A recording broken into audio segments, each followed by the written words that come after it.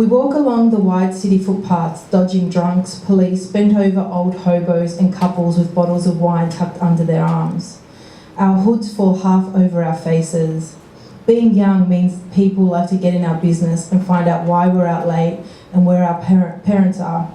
To be left alone, we need to send out strong piss-off vibes, and the best way to do that is to look like we bite.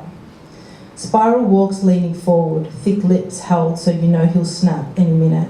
Our fingers grip, he's hot and mine cold. We march, I don't know where. This is Spiral's mission, and so far he's told me nothing. I haven't asked either. This is dumb, as you need to be prepared, but that's what I'm like around him, so happy I couldn't give a shit. This way, he says, and we turn down a dimly lit alley near Chinatown. I don't ask why we're not catching the Broadmeadows train. Just follow him into the basement of a building, wait as he picks a lock, and try not to act shocked as we enter a small, dark room. To see, Spiral chooses a key from a wall full of keys on hooks. We locate the matching car in the car park, a sleek black one with red leather seats. When he unlocks the door, I get in. We cruise with windows down, making our way out of the glittering city and towards an unfamiliar suburb. Spiral only stalls the car twice as we beep at random people and turn the radio up on the Christian channel for a laugh. Soon the electricity of the city gives way to an eerie hush where everyone's hiding inside their box houses. The streets are mostly still beneath yellow street lamps and doors shut firmly behind humming porch lights. Spiral stops smiling and switches off the radio. The car turns left, then right, then straight, then left again. Finally he pulls over, turns the engine off and points across the road. I look at the house, plain brick with a caravan squatting in the driveway and a fallen bin on the nature strip. Spiral stares at it but doesn't say anything or look at me. He seems to be waiting for something to happen. I like to give people space, but the long silence that fills the car begins to throb. What? I start to say. Shh, he interrupts me. Watch. It's nearly 8 o'clock. Nothing happens for a few long moments. I turn the radio back on softly, wind down the window and light a smoke. I offer Spiral a drag, which he accepts, but his eyes never leave the house. At 8:06 the caravan door opens and a large man stoops to exit. Mangy bastard, have you ever seen a scummier human being? Spiral mutters. The guy is wearing football shorts. The long hair pours out from under a baseball cap. Despite the chill, he's topless with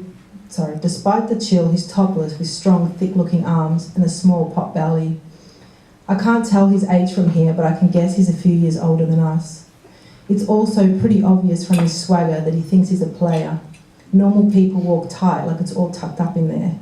Wannabe gangsters move around like they can hardly keep it in their pants. The guy pauses to drink from a can before throwing it sideways into the fallen bin, and then disappears inside the house. Wait here, Spiral says, and before I can say, what's happening, or who is that, the car door clicks shut behind him and he soundlessly crosses the road, creeping behind the caravan. Sitting around in a stolen car waiting to get caught isn't my thing. I get out. I cross the grassy nature strip towards a cluster of bushes near the footpath opposite the house. Here I can hide or run off if things don't go well. I'm starting to wish I'd asked more questions. From the shadows, I smoke my cigarette and cross, then uncross my arms. Why is he looking in the window of that caravan, and what's he going to do? Where are we? How far away is the train station? Spiral opens the caravan door, and before I can stop my foot and wave my arms at him because what the hell? He's disappeared inside and I'm alone on the street. I light a second ciggy off the first and eyeball the caravan, willing the door to open before the guy returns. It stays firmly shut. In the distance, a dog barks, the wind rustles the branches above me, and someone somewhere slams what sounds like a bin lid. Otherwise, all stays still for a long, long time.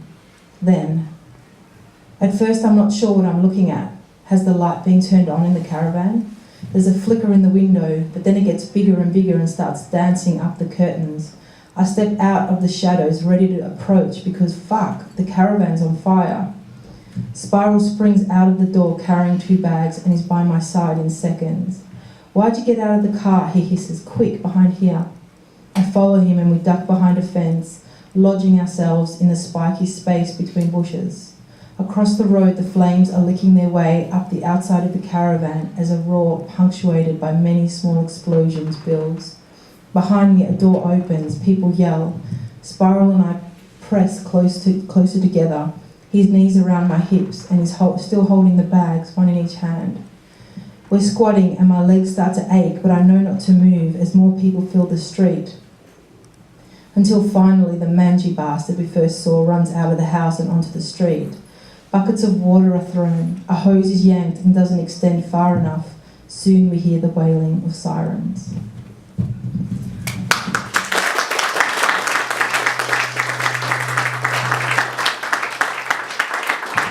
Thank you so much everyone for coming. Make sure someone cuts into that cake and eats it, don't be shy.